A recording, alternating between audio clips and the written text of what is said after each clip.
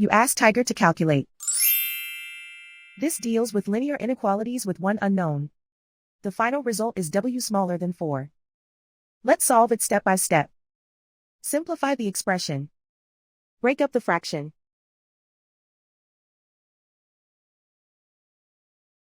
Find the greatest common factor of the numerator and denominator.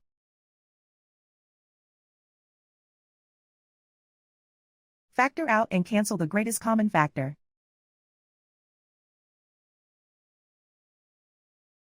Group all constants on the right side of the inequality. Subtract 3 from both sides.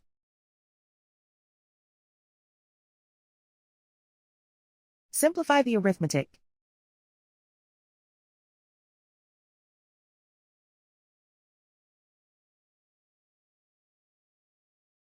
Isolate the w. Multiply both sides by 2.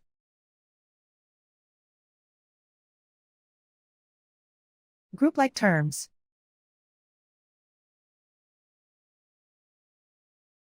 Multiply the coefficients.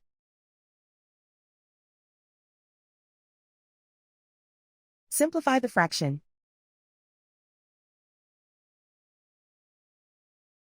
Simplify the arithmetic.